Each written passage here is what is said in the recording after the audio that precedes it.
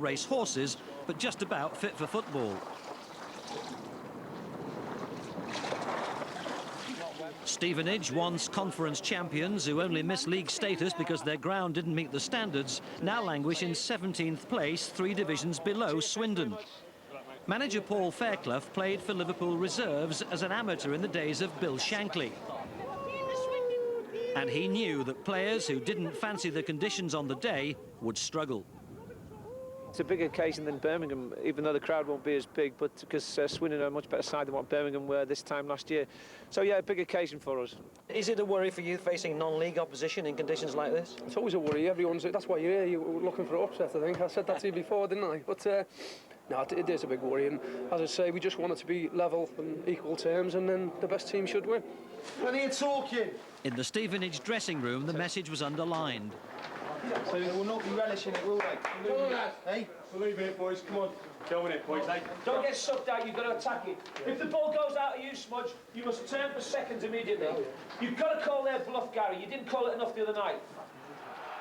Swindon, top of Division 1 just a few weeks ago, had the wind at their backs in the first half. And a shot from distance like this by the former Liverpool player Mark Walters after 5 minutes was always likely to produce a spectacular goal. But Swindon couldn't repeat it, and the non-league team, playing with 3 up front, kept producing the better football. After 22 minutes, a cross from the left by Michael Love came out to Jason Solomon, once a midfield player with Watford, and he curled a left-foot shot into the top corner to make it 1-1. In the teeth of a second-half gale, the Swindon keeper Fraser Digby could hardly get his goal kicks out of the penalty area. And in a mad scramble that followed this one, the London-born Italian Giuliano Grazioli toe-poked the winning goal in only his 4th game for Stevenage after joining them 2 weeks ago. Swindon had a late equaliser disallowed for offside.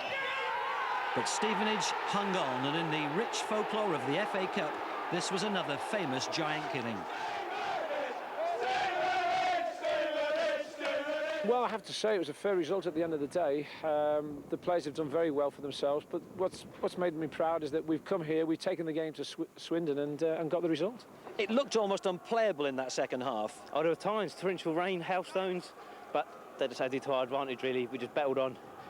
Just really strong defensively, worked really, really hard, and we deserved it. I think we all knew before it kicked off that it was going to be a difficult afternoon for you. The conditions obviously didn't help, but in fairness, they did play well. Yes, they did play well, and we played awful. So that's a good leveller as well. The wind was a good leveller. And they deserved all the credit. We were awful. Lack of character, lack of spirit, and that's what's been going throughout the club in recent weeks.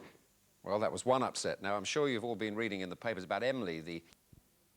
8 players on the transfer list. Last weekend, Swindon were knocked out of the FA Cup by non-league Stevenage.